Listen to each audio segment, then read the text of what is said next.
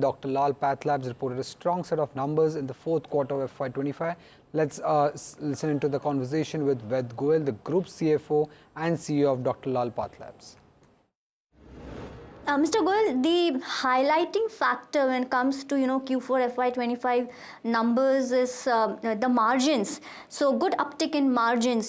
So what are the reasons? Because I believe we have not taken any kind of price hikes, so considering no price hike taken, how should we look at margins? Number one, and are they sustainable considering the digital investments that the company has been doing?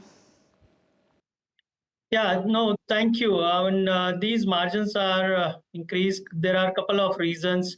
One, of course, the geographical mix and test mix, which definitely helped us to improve the margin. And in that, if you see our SwasthFit, which has now contributed 26% of the revenue in this quarter, this is also, helping in improving margins. And overall, if you see Q4, generally, we have higher margins as compared to, let's suppose, Q3. But overall, I think going forward, I would say these margins will be in the range of 27% kind of, margins, which are more sustainable, more, standard, which is somebody should take this going forward.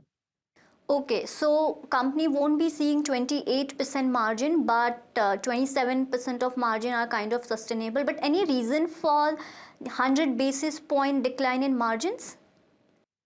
So that is where you yourself said because we are investing in the business. What is happening right now? We are going deeper in our core geography. We are expanding our footprints in our south and west. And that is where, if you see in this year also, we have opened net 18 labs. And going forward also, we are saying we are in the process of opening 15 to 20 labs in this coming year as well. Along with that, there are investments which is required in terms of technology, in terms of automation, more spending on A&P because we are going newer geography. And there are, investment which has made in the past is still not matured. They will take 12 to 18 months to mature. So those are all investment which is, starting this year and coming year. So that is where I think these investment will require some bit of, profit, which will take. That's why I'm saying 27% is the more sustainable margins going forward. Okay, understood. Now coming to the revenue growth, revenue was up 10.5%, which is ahead of the industry. But Mr. Goel, there was a time when a company used to see 12, 13, 14% kind of revenue. Now, can you get back to those growth levels because the kind of investments you're doing or the kind of expansion that the company is being doing and taking the specialized test into consideration, can we go to that 13-14% level? If yes, what are the initiatives that the company has been taking? Yeah, definitely. I mean, if you see last year to this year, there is definitely an improvement. If you see last year, FY24, we grew about 10.4%, in which there was a price increase of about 3.5%. And from there, if you see 10.5% this year without any price increase has itself has improved by, let's suppose, 3%. Going forward also, whatever we are investing in the business, we are very confident that we should be doing better than this year, FY25. And I'm not putting any number, but definitely we are confident that without any price increase, we should be doing better than this FY25. Understood. So you are saying in FY26 also you won't be taking any kind of price hikes? I think right now we are not looking any price hike. That doesn't mean that we will not take any price hike. It's a strategic decision we are imposing on ourselves. It's not like we can't take price increase, but same time, unless until I'm facing any pressure on my margins or costs, which I can't, absorb in the system. So I don't think we will take the price increase. Same time, if let's suppose price levels or competition which are taking price, and I am not, so those are the decisions. Right now it's not clear, but going forward, this price decision is open. Right now, we are not factoring any price increase in this performance, but if required, we can take price increase in the future. Okay. Also, the growth that you saw this year was, volume-led growth. So, would you please update what was the volume growth that you saw in this quarter? So this quarter volume growth is 3.8%, full year is 4.2%, and if you compare from FY24, it was 2.7. So there has been improved. This is patient volume growth.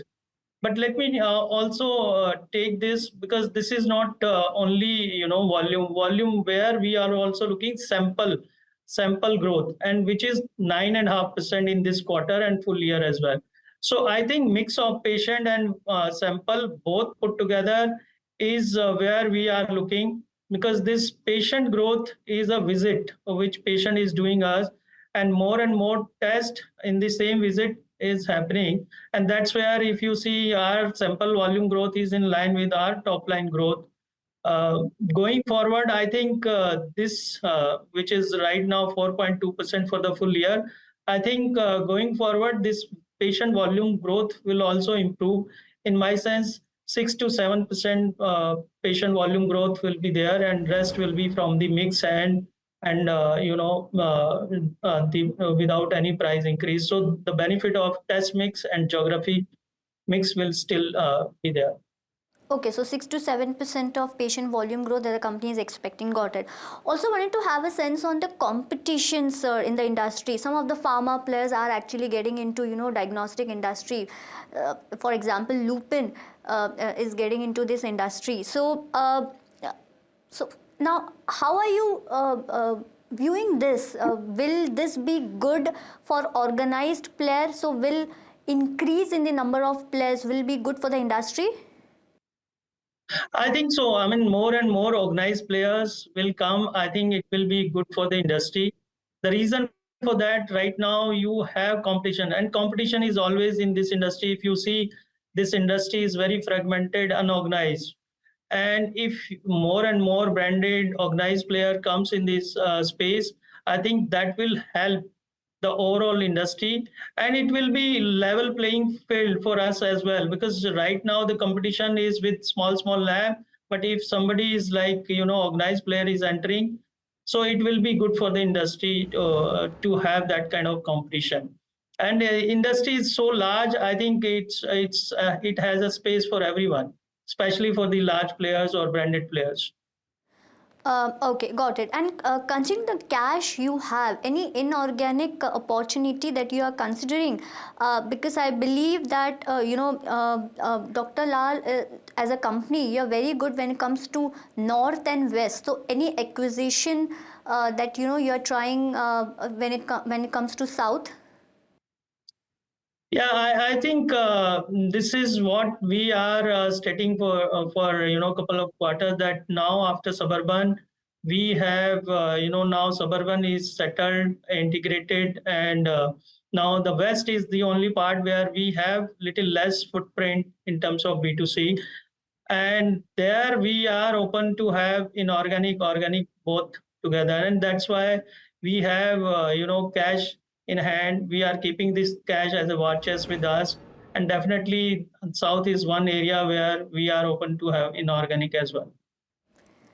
Got it. And so my last question for you is, what's the capex planned by the company when it comes to FY26? So our maintenance capex is roughly 70-80 crore, which includes new labs opening and some investment in digital IT. So I think in next year also it's a similar kind of thing where 70-80 crore kind of capex will be there. It doesn't include any, let's suppose some M&A tomorrow we'll do. It is not included in this.